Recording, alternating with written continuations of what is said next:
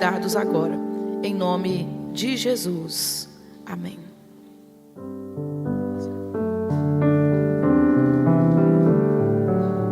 Louvado seja o nome do Senhor. Esse tema, a palavra pronta, ela falou comigo primeiro. E como nada é o acaso, são as cristocidências, eu espero de todo o meu coração que o Espírito Santo ministre no coração de cada uma de vocês que está aqui hoje. Hoje é noite de cura. Cura física, cura na mente, cura na alma, nas nossas emoções. E cura espiritual, para que a glória do Senhor seja revelada através da vida de cada um. Amém? Eu queria pedir à mídia, a versão que eu estou usando é NAA, para colocar para mim Lucas 6, a partir do 17, por favor. Eu dei o nome a essa pregação, ao tema da pregação de hoje, da rejeição à filiação. A rejeição, ela fala de repúdio, de recusa, de exclusão. Só que eu estou aqui para te dizer hoje que tem um lugar para mim e para você.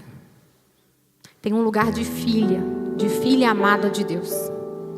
E é por isso que eu decidi trazer essa palavra, porque falou comigo primeiro. Já está aqui? Está escrito: e descendo com eles do monte, Jesus parou num lugar plano, onde se encontravam muitos discípulos seus e grande multidão do povo, de toda a Judéia, de Jerusalém, do litoral de Tiro e de Sidom, que vieram para ouvir. Repitam comigo: ouvir. E para ser curados de suas doenças. Também os atormentados por espíritos imundos eram curados. Percebam aqui já que está falando de espíritos imundos, mas ele fala em cura.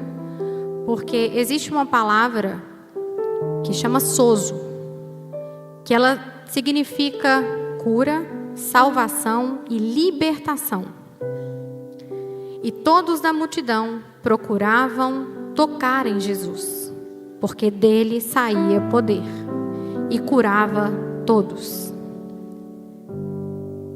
Procuravam tocar em Jesus, porque dele saía poder e curava todos. Ou seja, não eram alguns, poucos.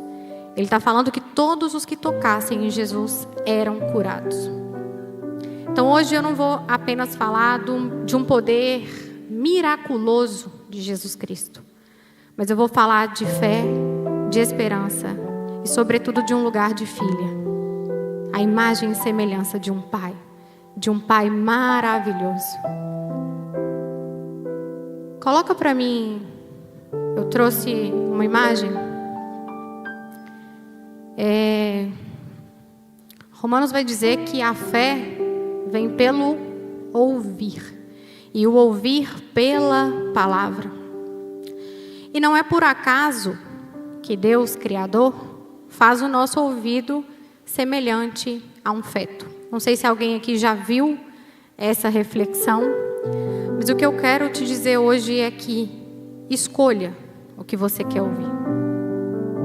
Escolha ouvir palavras que geram fé, que geram esperança. Porque o feto, ele está sendo gerado de forma milagrosa. É Deus tecendo no ventre de uma mulher. Então imagina que ali tem o poder de coisas boas e de coisas ruins. A morte e a vida estão no poder da língua. E quem bem a utiliza, comerá do seu fruto. Então escolham o que vocês querem ouvir. Coloca para mim agora, no livro de Marcos, no capítulo 5, versículo 22, por favor.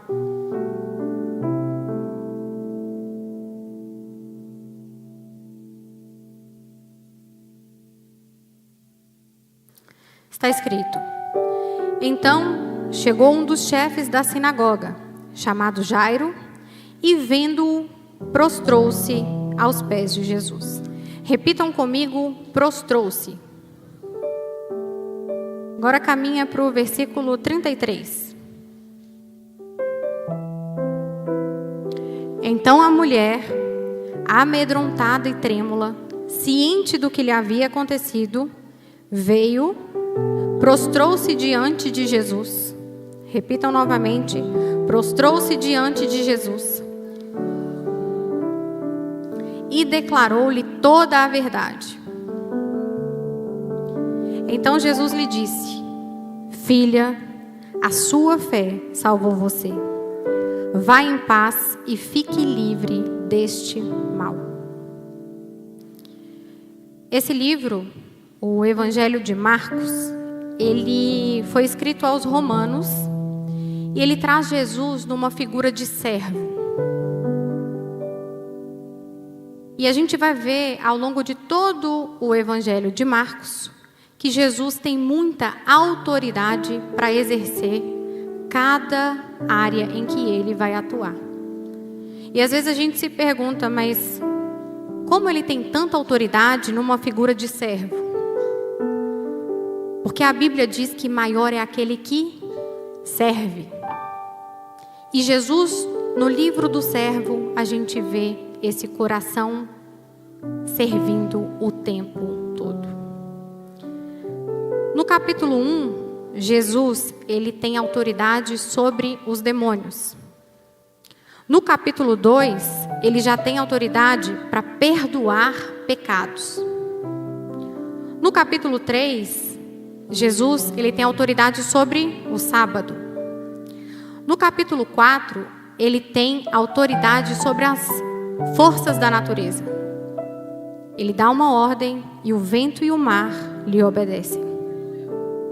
No capítulo 6, ele vai contrariar, sabe o quê? As leis da física. Jesus, ele anda sobre as águas. Humanamente é impossível. Mas você vê Jesus contrariando as leis da física. No capítulo 6, a gente vê 5 pães e 2 peixinhos e uma alimentação de uma multidão. E eu pulei o capítulo 5, que foi o capítulo que eu li, porque eu quero continuar lendo com vocês. A partir do 24. Jesus foi com ele. Uma grande multidão seguia Jesus, apertando-o de todos os lados. Estava ali certa mulher, que havia 12 anos vinha sofrendo de uma hemorragia. Ela havia padecido muito nas mãos de vários médicos, gastando tudo o que tinha. Aqui ela gastou tudo, não foi muito não, tudo. Ou seja, essa mulher estava com um nível de escassez, porque ela gastou tudo que ela tinha de médico em médico, buscando uma cura. Sem, contudo, melhorar de saúde. Pelo contrário, piorava cada vez mais. Tendo ouvido falar da fama de Jesus, a mulher chegou por trás, no meio da multidão, e tocou na capa dele. Porque dizia: se eu apenas tocar na roupa dele, ficarei curada. E logo a hemorragia estancou. E ela sentiu no corpo, percebam isso, ela sentiu no corpo que estava curada daquele mal. Jesus, reconhecendo imediatamente que dele havia saído o poder, virando-se no meio da multidão, perguntou: quem tocou na minha roupa? Os discípulos responderam: o Senhor está vendo que a multidão o aperta e ainda pergunta: quem me tocou? Ele, porém, olhava ao redor para ver quem tinha feito aquilo. Então a mulher, amedrontada e trêmula, ciente do que lhe havia acontecido, veio e prostrou-se diante de Jesus e declarou-lhe a verdade. Então Jesus lhe disse: filha, a sua fé salvou você. Vá em paz e fique livre deste mal. No capítulo 5, a gente vai ver uma tríplice autoridade de Jesus. Primeiro, ele faz a libertação do gadareno. Ele liberta aquele homem de demônios. Depois ele cura uma mulher de uma enfermidade. E ele vai ressuscitar a filha de Jairo. Então aqui a gente vê que ele tem autoridade e triunfo sobre demônios, sobre enfermidades e sobre a morte. É disso que a gente está falando. É daquele que tem toda a autoridade, no céu, na terra e debaixo da terra. Nós estamos falando de Jesus. E interessante que nesse capítulo Jesus ele vai operar um duplo milagre. Percebam que Jairo fala com ele e ele vai com Jairo para ressuscitar a filha dele. Só que no caminho ele encontra uma mulher que não estava esperando o milagre. Ela rouba o milagre. Ela provoca o milagre. Porque com Jesus é assim, ele não espera chegar no destino para curar, ou para ressuscitar, ou para fazer novo de novo. No caminho ele já faz. Eu não sei aonde você está, se está como Jairo, com Jesus, ou se você está no caminho, esperando por Jesus. É interessante que esse duplo milagre, ele é precedido por essa libertação do gadareno. E essa libertação, na verdade, trouxe uma inquietação para aquele povo de Gadara. Por quê? Aquele povo expulsa Jesus. Na hora que eles veem aquele homem curado, bem vestido, em são juízo. Mas sabe por que esse povo expulsa Jesus de Gadara? Logo depois que Jesus realiza o milagre? Porque ali haviam 2.000 porcos. Foi uma questão financeira. Mas para Jesus, uma alma vale mais que o mundo inteiro. E sabe o que Jesus faz? Jesus permanece em Gadara, mesmo sendo expulso por aquele povo de Gadara? Não. Jesus entra num barco, atravessa as águas e vai para Cafarnaum. Porque aonde a gente não é celebrado, a gente não deve permanecer. E a gente precisa aprender isso com Jesus. Então aprenda hoje. Suba no barco, atravesse as águas, porque tem uma Cafarnaum que te espera. Louvado seja o nome do Senhor.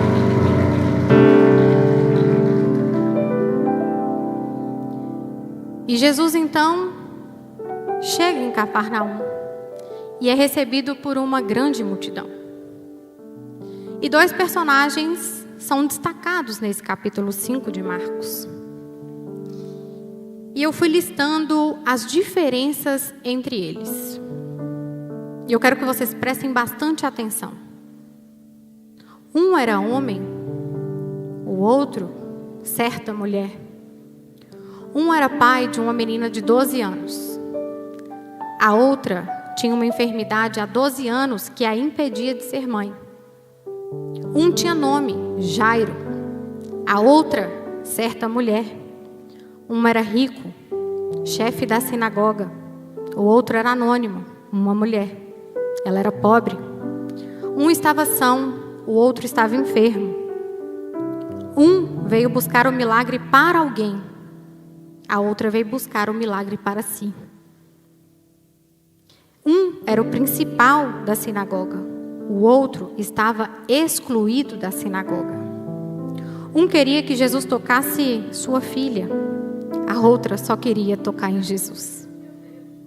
Uma era famoso, conhecido, e a outra era desconhecida. E eu pensei, o que a gente aprende com essa história? Desses 2 personagens. O rico e o pobre. O são e o enfermo. O importante e o anônimo. Nivelam no mesmo lugar. Os 2 se prostram diante de Jesus. Existe um lugar aos pés de Jesus. Ainda que seja a última instância, seu último recurso. Eu recebi um diagnóstico difícil. Eu tenho os pés de Jesus. terminar seu casamento, eu tenho os pés de Jesus. Eu tenho os pés de Jesus. E assim como o louvor entoado aqui mais cedo, essa é a boa parte, que nunca será tirada. Eu não sei qual é o seu problema, onde é a sua ferida, onde é a sua rejeição, a sua dor, seja uma depressão, um casamento difícil, ou a salvação da sua família. Eu não sei por que você está clamando, ou por que você sangra hoje. Mas eu estou te contando que tem um lugar. Então hoje o meu convite é para que vocês se prostrem aos pés do Pai, aos pés de Jesus. Porque o homem, ele pode ser grande lá fora, rico lá fora, famoso lá fora. Mas existe um lugar em que nós todos, em que não há acepção de pessoas. Esse é Jesus. É aos pés dele. Encontre esse lugar. Outra coisa interessante que me chama a atenção aqui é como Jairo chega a Jesus e como essa mulher chega a Jesus. Jairo, por uma posição social, ele era o chefe da sinagoga. Eu imagino quando ele chega, Jesus aqui e Jairo chega, eu imagino a multidão fazendo assim, ó, quase colocando um tapete vermelho para Jairo passar. E Jairo chega e fala com Jesus, e Jesus vai com ele. Mas essa mulher, ela vem por detrás, no meio da multidão. Eu imagino aquele negócio, sabe? No desespero.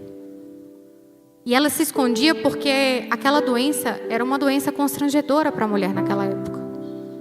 Toda mulher que tivesse com um sangramento, seja em período menstrual, que nós todas passamos por isso, sabemos que não é fácil, mas naquele tempo, a lei, no livro de Levítico 15, coloca que essa mulher era considerada impura e ela não podia tocar em nada. Ela era colocada, rejeitada, para fora do arraial. Então o contato era mínimo, apenas com outras mulheres, talvez que vivessem aquele mesmo processo de estar com algum sangramento. Então era uma fase de isolamento social. E aí eu imagino agora os dois aos pés de Jesus. E ela pergunta: Jairo, como foi que você chegou aqui nos pés de Jesus?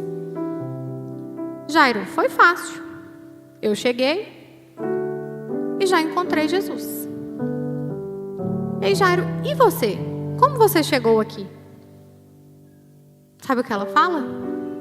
São 12 anos de lágrimas, de lutas, de isolamento, de dor, de incredulidade, sem recurso, de escassez. Mas ela diz para ele: eu também cheguei. Eu também cheguei aos pés de Jesus. O que isso me chama a atenção? É que Jairo chega primeiro, mas Jairo não tem uma história. Ela, anônima, uma certa mulher, ela chega depois. Só que ela diz: eu posso não ter nome, mas eu tenho uma história. Então ela leva a história dela aos pés de Jesus. Porque às vezes a gente pode ir no amor.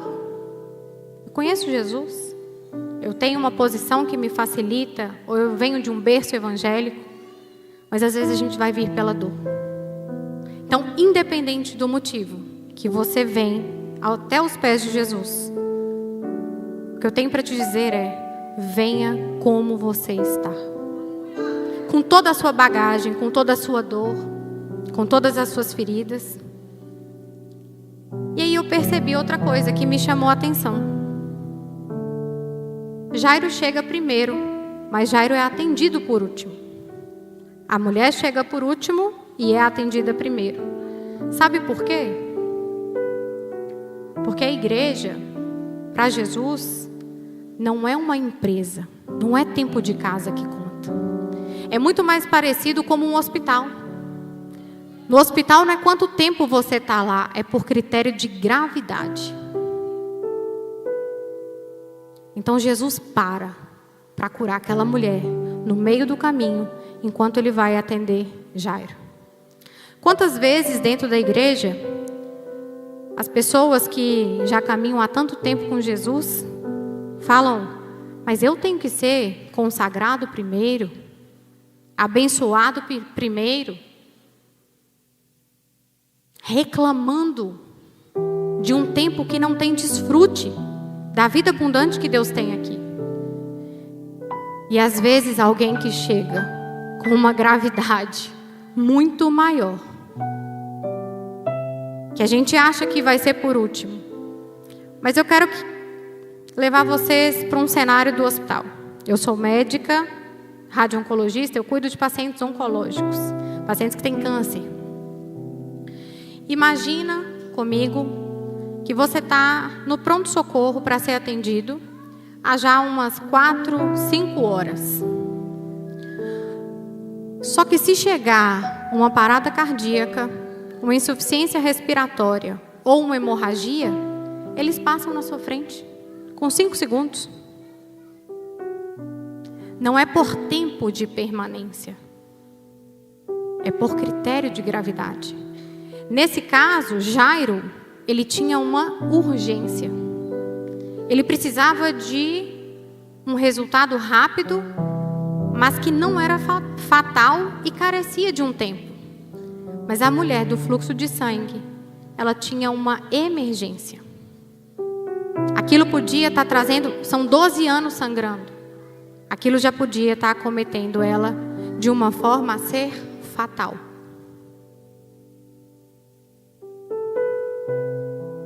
E outra coisa que eu quero trazer para vocês hoje, do entendimento dessa palavra. Eu acho que talvez a gente já tenha escutado de várias maneiras. E essa palavra viva hoje vai nos ensinar que essa mulher, ela não tem apenas uma enfermidade. Ela tem 4 enfermidades. Então você está me dizendo que o problema é maior do que eu pensava? Eu estou te dizendo isso. O milagre também é maior do que você pensa. A primeira enfermidade dessa mulher é a enfermidade física, que é um fluxo sanguíneo descontrolado, que é uma doença muito comum nas mulheres, sangramento uterino anormal. A segunda enfermidade é a enfermidade psicológica. Imagina essa mulher ouvindo há 12 anos: o que você tem não tem cura. Você vai morrer. Você está fadada ao fracasso. A sua doença não tem cura. Imagina ela ouvindo isso, porque ela gastou tudo indo atrás de médicos. Ou seja, era uma pessoa que tinha recurso, que teve acesso. E ela gastou tudo sem obter resultado. Muito pelo contrário, a Bíblia diz que piorava cada vez mais. E sabe o que acontece? Provérbios 13:12 diz que a esperança adiada faz adoecer o coração. Imagina essa mulher há 12 anos, querendo ter a esperança, mas com o coração totalmente adoecido. Sabe o que é interessante também na medicina? Às vezes a gente usa esse termo e fala assim: alguns tumores não estudam oncologia. O que eu quero dizer com isso? Às vezes, se a gente vai para a medicina baseada em evidência, a gente vê casos gravíssimos, pacientes com metástases, já em cuidados paliativos, que vivem muito, muito, muito tempo. E às vezes a gente vê uma paciente no início da doença, com um prognóstico super favorável, de repente, daí 3 meses, a doença dá uma desgovernada e às vezes falece super rápido. Sabe o que acontece? Tem gente que vive com um câncer 10 anos sem saber. Mas no momento que ela sabe do diagnóstico, aquilo passa a ser uma sentença de morte para ela. E aí ela começa: eu vou morrer, eu vou morrer. Então é uma enfermidade psicológica. E o que acontece? Com 3 meses o câncer avança e esse paciente morre. Estou te falando para você ter cuidado com o que você fala para você mesmo. Porque existe uma somatização do que a gente fala e o nosso corpo ouve. o que você está falando para você. A terceira enfermidade é a enfermidade emocional. Então eu disse 4. Tem 12 anos que ela está em completo isolamento social. A gente não está falando de 1 ano, de 2, de 10. Como foi na pandemia aqui? Um isolamento temporário. Mas imagina essa mulher há 12 anos. Sem contato com os pais, com a família. Sem poder constituir a família dela. Imagina a alma dessa mulher. E a quarta enfermidade é a enfermidade espiritual. Sabe o que acontece com ela? Tem 12 anos que ela não vai a um culto. Tem 12 anos que ela não ouve uma palavra. Que ela não canta um louvor. Há 12 anos ela também sofre no espírito. Então essa mulher, a gente falou de doença no corpo, na mente, na alma e no espírito. Só que um dia ela ouviu falar de Jesus. E a primeira cura que ela recebe foi ouvir falar de Jesus. É a cura na mente. Ela passou dizendo 12 anos para ela: não tem cura, não tem cura, eu vou morrer.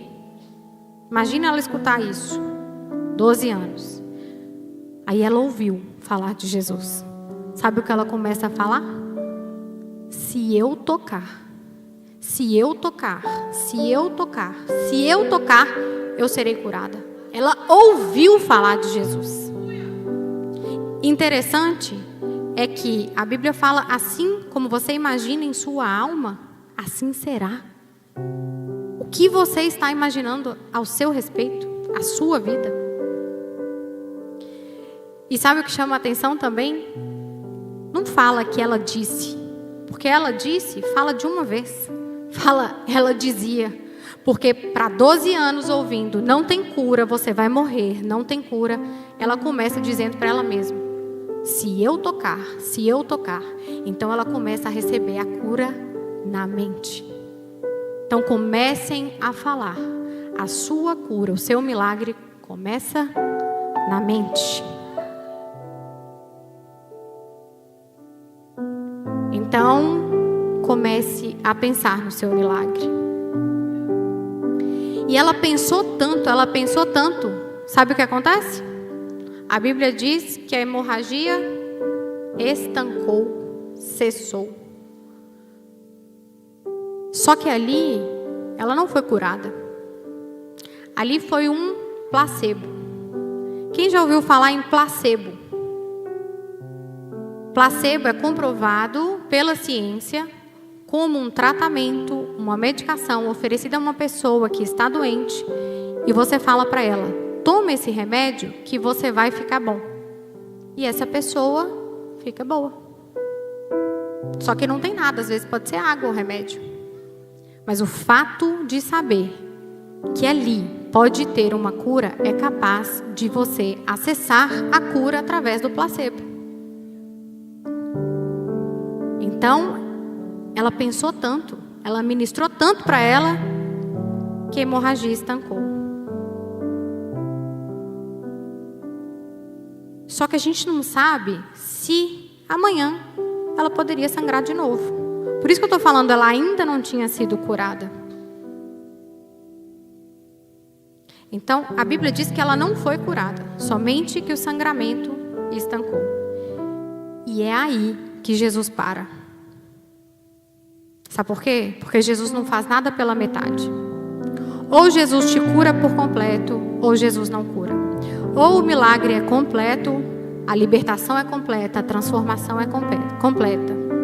Aquele que começou a boa obra é fiel para terminar. E aí eu fico pensando, mas Jesus tinha uma urgência de ir ressuscitar a filha de Jairo. Mas Jesus parou e perguntou: quem me tocou?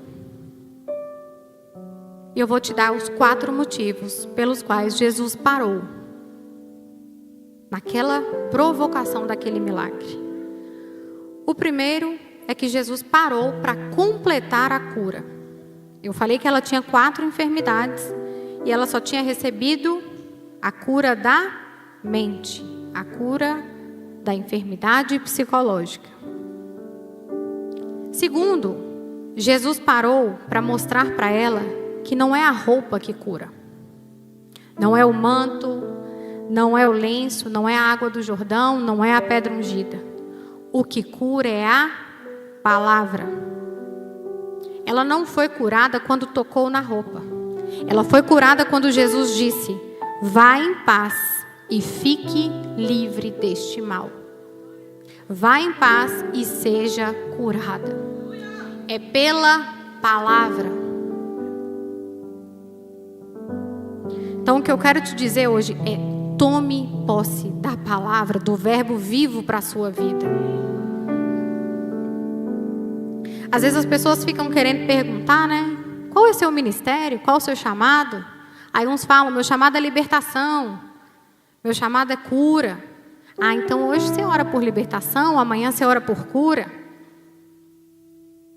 O nosso chamado é levar a palavra. É a palavra que cura, é a palavra que liberta, é a palavra que salva. É a palavra ouvida que produz fé. A gente está aqui por causa de uma palavra. Sabe também o que me chama a atenção? O Espírito Santo, ele inspira Tiago, no livro 5, no versículo 14, a orar pelos enfermos. Foi o Espírito Santo que inspirou. Só que alguém aqui já viu Jesus orando pelos enfermos?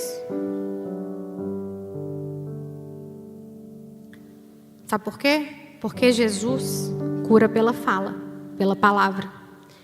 Todas as vezes que Jesus vai curar, Ele vai falar algo que você deve fazer, pode fazer, mas que não era capaz de fazer. Quando Jesus ele vai curar o paralítico, Ele fala o quê?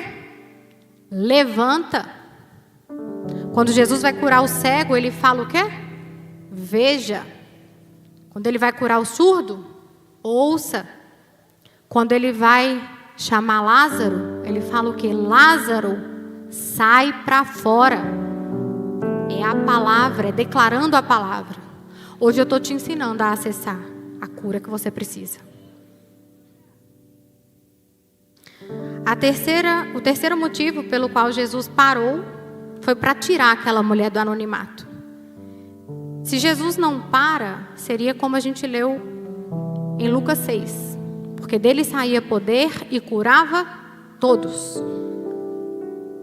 Mas ali, Jesus falou: não foi da minha roupa que saiu virtude. Ele diz: de mim saiu virtude. E a palavra quem me tocou, no grego, sabia que é um pronome feminino? Jesus pergunta: quem foi a mulher que me tocou? Jesus ele é tão detalhista que a gente sabe quando tem o toque de uma mulher. A gente sabe que a mulher está na casa. Se a gente olhar aqui para o templo, a gente pode inferir algumas coisas que os homens fizeram, ou que a gente precisa deles, né, para nos auxiliar. Mas a gente sabe quando tem o toque de uma mulher. Mulher adora diferente. A mulher, com a sua própria conduta, ela ganha o marido. A mulher é diferente. Existe um posicionamento e algo que Deus deu para ela, como a pastora falou no início, como foi falado para Maria, cheia de graça, encontrar favor do Senhor.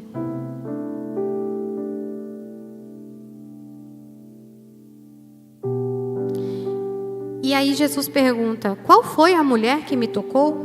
E os discípulos respondem: Senhor, você está perguntando quem te tocou? A multidão te aperta. Jesus fala: não estou perguntando quem me aperta, eu estou perguntando quem me tocou. E sabe o que é interessante? Por que Jesus pergunta isso? A Bíblia diz que Jesus tira ela do anonimato porque ela vem até Jesus e declara toda a verdade. Ela conta o que Jesus fez. Sabe por quê? Jesus pergunta: quem me tocou? Você acha que Jesus não sabia quem tinha tocado nele? Jesus sabia. Sabe por quê? Porque não existe discípulo oculto para Jesus. Não é para obter informação, mas é para obter confissão. É para falar: a glória é minha. Ele não divide a glória com ninguém. Mas nós somos chamadas a fazer parte da glória do Senhor em nós. De sermos curadas, de sermos transformadas. Então ele fala: quem me tocou? E o quarto motivo porque Jesus parou foi para salvar a alma daquela mulher. Ele diz: a tua fé te salvou. Ali ela recebeu a cura e a salvação para a alma dela. Jesus, ele quer nos curar, mas primeiro ele quer nos salvar. Jesus, ele quer restaurar seu casamento, mas antes ele quer te salvar. Jesus quer te prosperar, mas antes ele quer te salvar. O coração do Senhor bate por almas. Ainda que seja uma certa mulher, tem um lugar de filha que te espera. Quem aqui lembra da história dos 10 leprosos? Os 10 leprosos, eles recebem cura. E eles saem glorificando. Só que um volta para agradecer Jesus. E o que acontece com ele? Jesus fala: a sua fé te salvou. Sabia que a gente pode ser curado sem ser salvo? Às vezes a gente pode ir atrás da bênção. Como o caráter dele é bom, ele vai fazer. Ele curava todos. Mas a sua salvação é uma escolha. É escolher estar aos pés de Jesus. Geralmente no culto a gente tem esses 2 grandes grupos. Os que querem ser salvos e os que querem ser curados apenas. Ah não, outro dia eu batizo. Outro dia eu confesso Jesus. Só que a Lê falou aqui que ela estava vindo para cá e uma pessoa faleceu na Mestra Fininha. A gente não sabe o dia nem a hora. Então a gente precisa ser prudente. A gente precisa declarar aquilo que nos importa. Então nem todo curado é salvo. Mas todo salvo é curado, todo salvo é abençoado, todo salvo é liberto. Porque para ele é por completo. E ainda que você tenha uma fé fraca, igual dessa mulher, tímida, talvez até um pouco supersticiosa, se eu tocar no manto, na roupa, ainda assim eu estou para te dizer que ela é suficiente para te salvar e para te curar, seja espiritualmente falando, no corpo ou na alma. A gente está falando de uma cura integral por completo, que em Jesus a gente já recebe.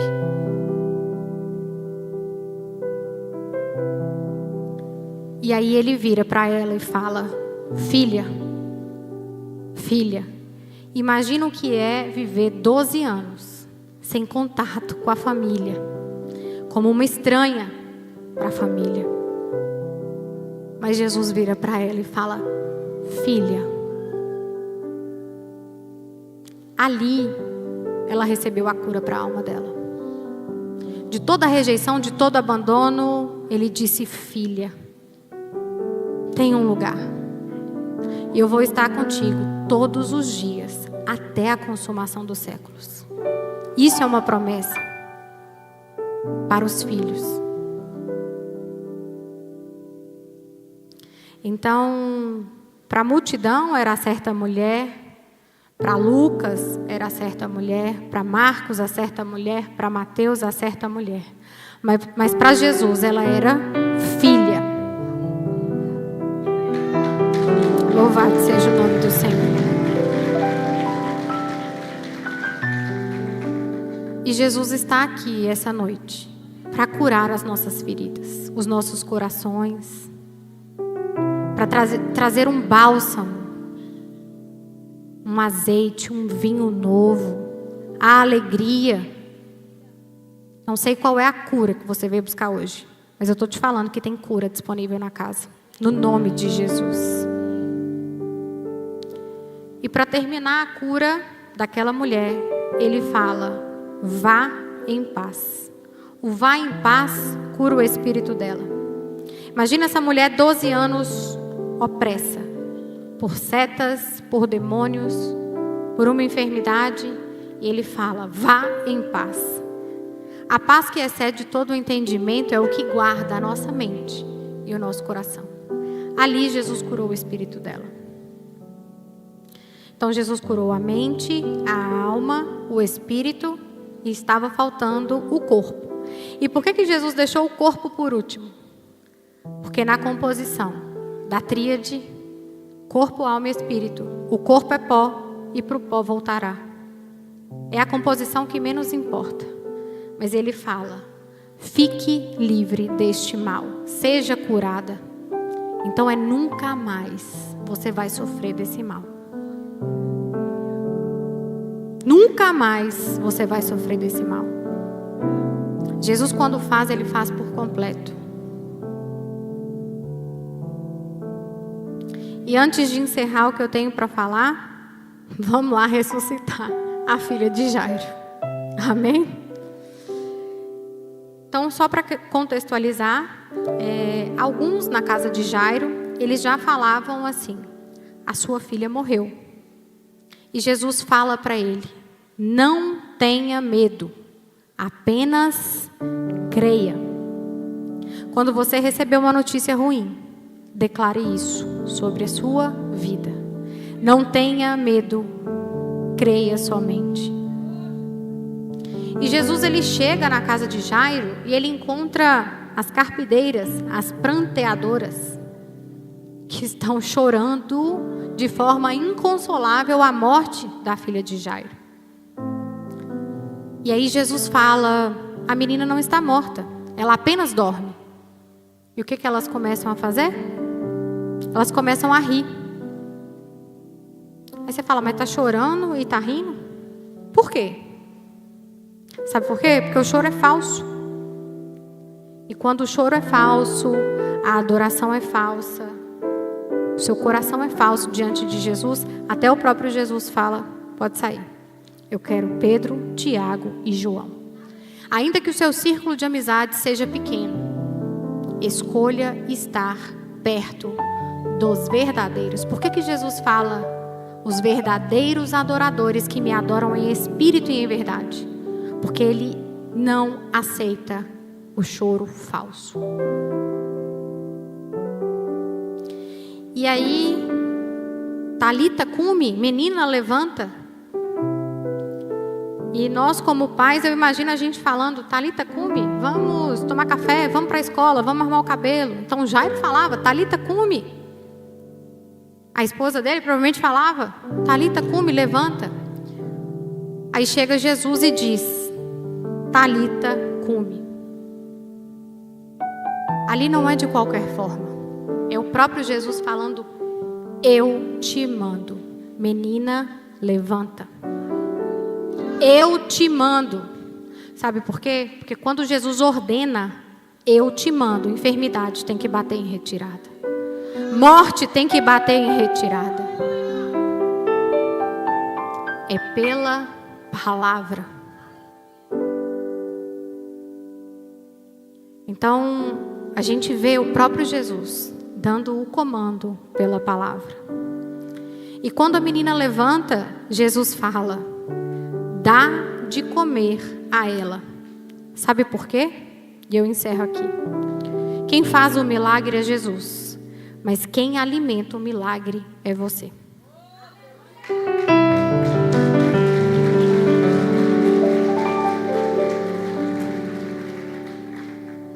Então eu estou aqui hoje para te convidar a vir para um lugar aos pés de Jesus, para receber a cura, a salvação.